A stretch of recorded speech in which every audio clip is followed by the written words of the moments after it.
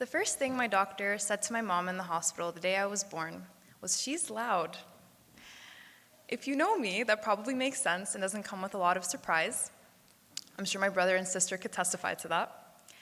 My whole life, people have told me that I'm loud and I'm passionate. That quickly turned into opinionated and stubborn. Now, I want to be clear that I'm not ashamed of my stubbornness or that I'm opinionated. I'm not ashamed because now I know when and how to use it as a tool. I didn't know the difference between being loud and being powerful.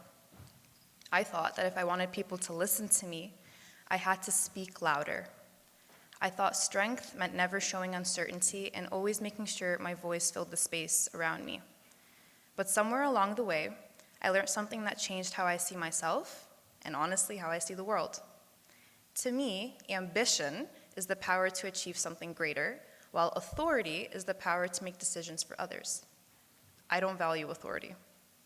I value the freedom for everyone to guide their own lives with the determination to shape them with purpose.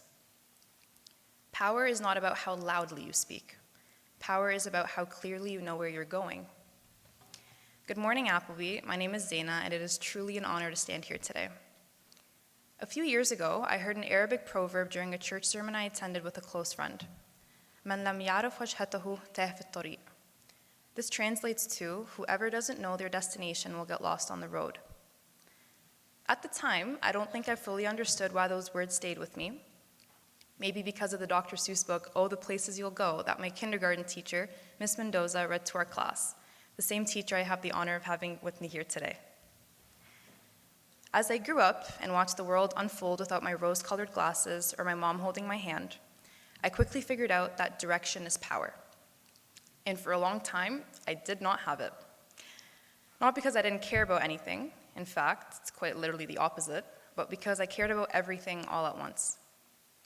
I wanted good grades, I wanted to see friends, I wanted to start a business at some point, I wanted to work 3 jobs at once, I wanted to end world hunger and bring world peace.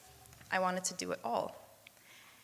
And through all of this, somehow, I forgot the phrase my dad told my older brother and I growing up: do one thing 1,000 times, don't do 1,000 things one time.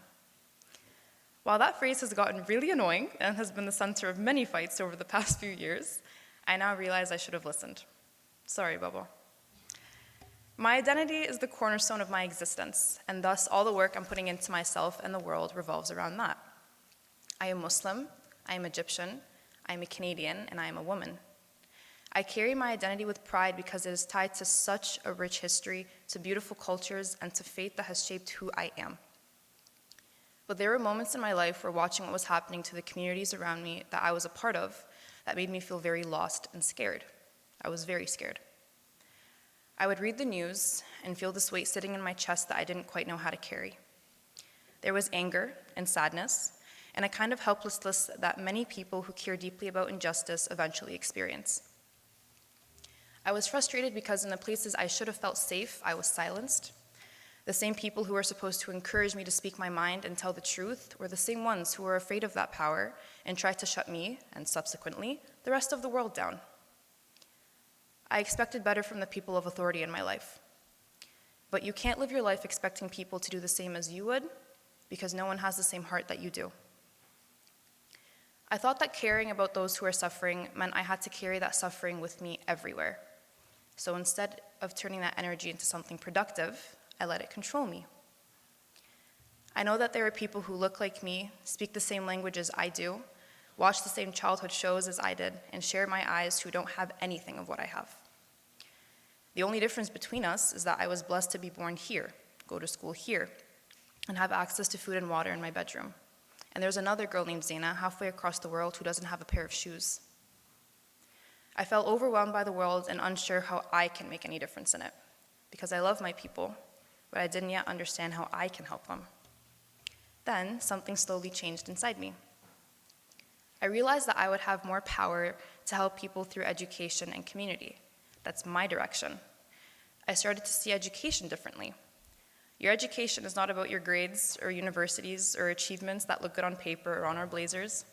It's not about being recognized during assembly or the Colors Award ceremonies, although that is kind of cool. Education is about access.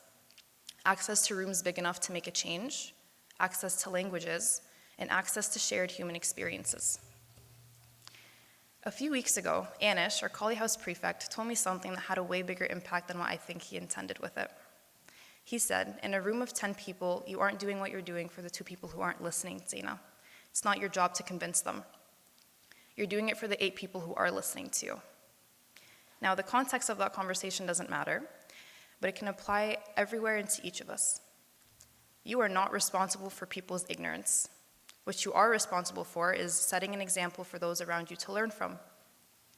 It reminded me that I am not responsible for fixing every injustice overnight.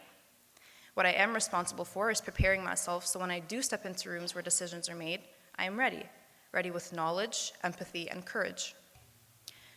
I say all of this, and I may sound confident, I really hope I sound confident, but I want to let you all know that I'm not always that confident. In fact, the majority of the time, I have absolutely no idea what I'm doing. The majority of us don't anyway.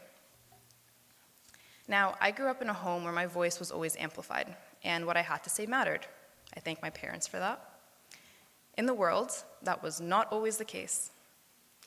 It's not easy, and I've definitely fallen on my face a couple of times. I've gone into my fair share of trouble, both small and big, but that doesn't mean that you stop trying. Everywhere, at every point of your lives, there will always be people with more power, more direction than you. The key is to know that no one is better than you, and in that same breath, you are not better than anyone else. If power isn't volume, if it isn't titles, if it isn't applause, then what is it? And how do you actually build it? It's much simpler than we make it seem. Power, the kind that doesn't disappear when someone disagrees with you, is built on 4 key things: clarity, discipline, responsibility, and service. First is clarity. You have to know who you are before you decide where you're going. In my case, I needed to figure out what my values are, what influences them, and how I come from shapes who I am. Who are you when no one is watching? I knew that my passion for law and the arts, politics and debate all came from the desire to help those around me. I knew that who I am was an accumulation of all the experiences and people I've had in my life this far. And I love the person I am. Second is your discipline. This is the part that nobody likes, me included. This is the do one thing 1,000 times part. Discipline is biting your tongue when you want to tell someone off. It's standing firm with what you believe in, but also picking your battles wisely. It's staying consistent when progress feels slow.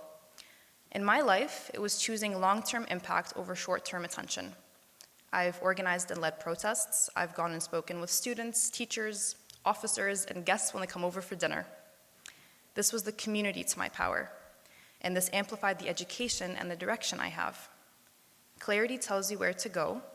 Discipline is what actually gets you there. Third is responsibility, because power without responsibility is just an ego. For a long time, I thought my voice existed simply to express myself and those around me.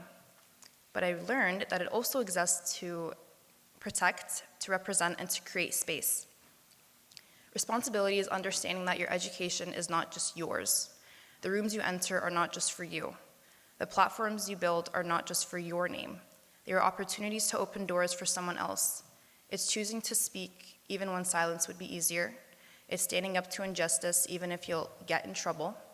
It's choosing to listen when speaking would be louder. It's using your knowledge not to win arguments, but to build understanding. And finally, service. Service is the decision to make your growth useful. It's understanding that everything you're building, your education, your confidence, your skill, is meant to reach beyond just you. For me, service meant shifting my mindset. In my life, this meant moving through the time when I was continuously shut down by those around me. I knew I was just a pawn in their game, so I stopped asking, how do I prove myself, and started asking, how do I show up for others? Service is not about saving the world. It's about asking who benefits from the direction I'm choosing. It means mentoring younger students. It means having hard conversations instead of dramatic ones. It meant realizing that sometimes the most powerful thing you can do is help someone else find their voice. I am not a savior. My goal is to give everyone the chance to have agency over their own lives and fate. Service is quiet, and it doesn't always get recognized. And when it does, it may backfire on you. You may get in trouble for it. It doesn't always get awarded, but it multiplies impacts, and I think that's way more important. Because when you lift one person, they lift another. Clarity defines who you are. Discipline strengthens who you're becoming. Responsibility ensures that power is used with purpose, and service ensures that who you become matters. As I stand here today, graduating in a couple of months with the rest of the senior twos, I realize that while this is my story, it is not my story alone. Because every single person sitting in this room is carrying their own version of direction. Some of you know exactly where you're going. Some of our graduates have committed to their universities. Some are still waiting to hear back. Some of us are getting first jobs. Some of us are leaving the country, and some of us are still trying to figure it out. So to my graduating class, teachers, and our heads of school, I want to leave you all with one ask. What will you do with the power that you're holding? When your friends, colleagues, or students approach you with a goal, will you shut them down or help water the seed of their direction? When they want to help their community, will you look the other way or help restore the peace that is lacking in the world? As we move forward from this moment in our lives, we must come together and realize that our world often feels too loud, too divided, and too heavy. What we need more of is salem, is peace.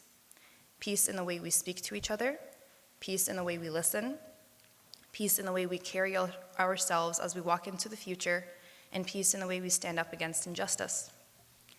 To all the S2s, we are all walking into a world that does not need more hatred. It needs more people who choose kindness when it is easier to choose anger, and understanding when it is easier to turn away. So as we close, I invite you in joining in singing a hymn about that very idea. Please stand for hymn number 149, Peace for the Children.